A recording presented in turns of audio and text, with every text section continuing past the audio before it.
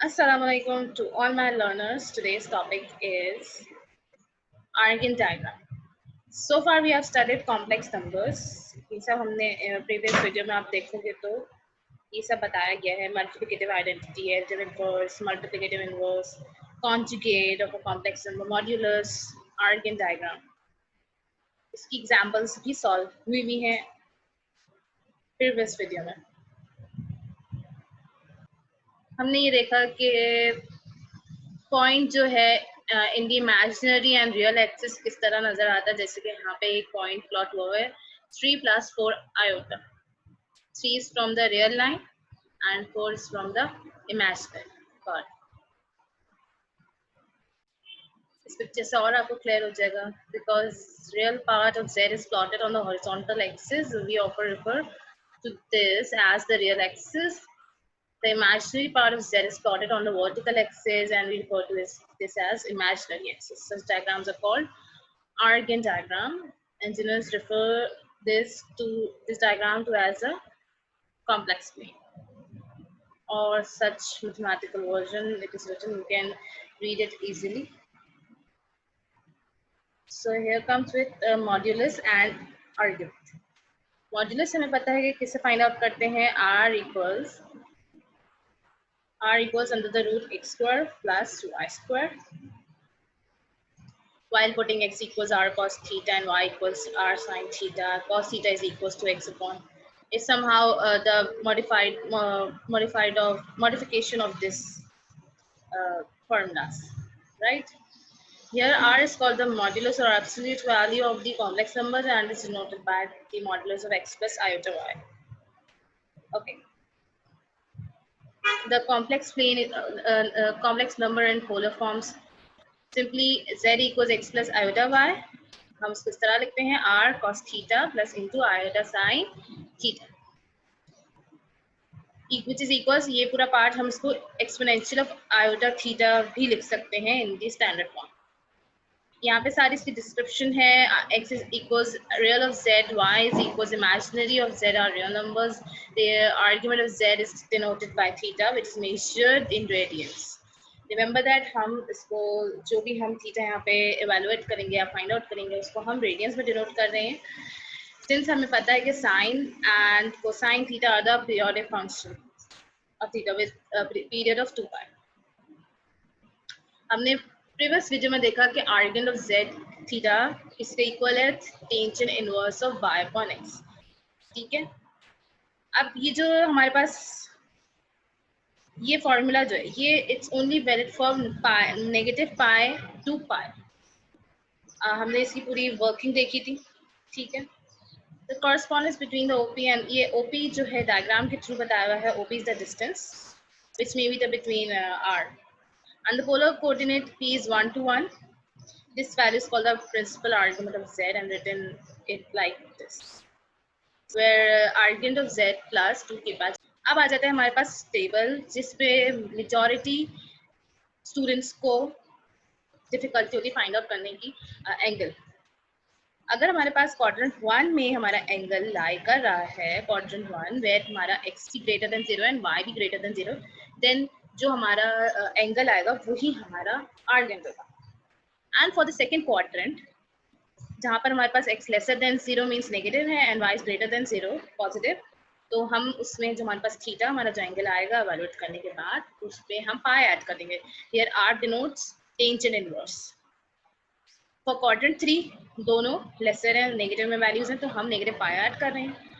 For fourth quadrant this is x is greater than 0 and y is lesser than 0, हम उसमें पाई add कर रहे हैं. ठीक. ये एक टेबल है जो आपको हेल्प आउट करेगा आपके जो प्रॉब्लम्स हैं उनको सॉल्व करने में. अच्छा, यहाँ हमने क्या नोट लिखा हुआ है. If the principal argument is greater than pi, pi से ग्रेटर है, ये बात मैंने अभी भी बोली थी कि प्रिंसिपल आर्गुमेंट जो है which is equals negative 2 pi plus theta, otherwise the principal argument is theta plus 2 pi. अगर हमारे पास प्रिंसिपल आर्गुमेंट ग्रेटर देन पाई है तो हम नेगेटिव 2 पाई ऐड कर रहे हैं अपने थीटा, और प्रिंसिपल आर्गुमेंट जो कि हमारे पास जो है थीटा प्लस 2 पाई है. Right. Now here we evaluate these some questions. जो problems हमको given थी, which is negative root 3 and negative of iota. क्या क्या है हमने simply अपनी polar form को लिखा है, उसमें हमने r की फॉर्मूला के through radius r find out किया which comes to, और फिर उसके बाद हमारे पास जो आर्गुमेंट फाइंड आउट करने का फॉर्मूला था हमने वो अप्लाई किया। ये आप लिखना चाहो आपकी मर्जी, इट्स अप टू यू, लेकिन जो डायरेक्टली हमारा सॉल्यूशन स्टार्ट होता है यहाँ से होता है, where theta is equals to tangent inverse y upon x। यहाँ पर हमारे पास दोनों नेगेटिव में, it lies on a third quadrant. तो थर्ड क्वाड्रेंट में हमने देखा था क्या कर रहे थे, हम लोग सबट्रैक्ट करवा रहे थे पाई। हमने यहाँ पे टेंजेंट इनवर्स फाइंड आउट किया which comes π/6। अच्छा, फिर हमने देखा इसमें principal argument is given as, इसमें हमने नेगेटिव पाई सबट्रैक्ट करा दिया, जो कि हमारे पास थीटा नेगेटिव π/6 है। इसकी रिप्रेजेंटेशन कुछ इस तरह हो सकती है कि हमने यहाँ पे negative 5π/6 plus 2k pi plus iota sine minus 5/6 5π/6 plus 2k pi, तो हम इस तरह भी प्रेजेंट कर सकते हैं CIS and the theta. Next example हम देख लेते हैं जो कि रैशनल फॉर्म में है। हमने इसका पहले कॉन्जुगेट लिया है, the root 1 plus iota upon 1 minus iota, हमने इसका कॉन्जुगेट लिया है, सिंप्लीफिकेशन की है, 1 minus iota 1 plus iota becomes 2 and इस पे फॉर्मूला अप्लाई हो जाएगा, नहीं फॉर्मूला नहीं अप्लाई हो रहा है, कैंसिल कर रहा है ये रूट को। नेक्स्ट हमने देखा इसको यहाँ पे अंडर रूट 2 होगा, बाय मिस्टेक ये 2 लिखा हुआ है, is equals to 1/√2 plus 1/√2 iota, that equals r। हमें पता है ये इक्वेशन होती है पोलर फॉर्म की, तो क्या किया हमने इसमें, here x equals 1/√2 and y equals 1/√2, हमने फॉर्मूले में लिखा उसको, अपना r फाइंड आउट किया जो कि 1 आया, आर्ग्यूमेंट फाइंड आउट किया। Argument again I am speaking के यहाँ से स्टार्ट हो रहा है हमारा आर्ग्यूमेंट का प्रोसीजर, ये आप इट्स अप टू यू, आप लिखना चाहो अपनी प्रॉब्लम में लिख सकते हैं, नहीं लिखना चाहते नहीं। Tangent theta equals tangent inverse y upon x, आपने यहाँ पे अपने y की वैल्यू रखी है, x की वैल्यू रखी है और सिंप्लीफाई किया है π/4 आया। अच्छा, यहाँ पे हमारे पास फर्स्ट क्वाड्रेंट में लाई कर रहा था, तो हमारा यही प्रिंसिपल आर्गुमेंट है, कोई वेरिएशन नहीं हुई।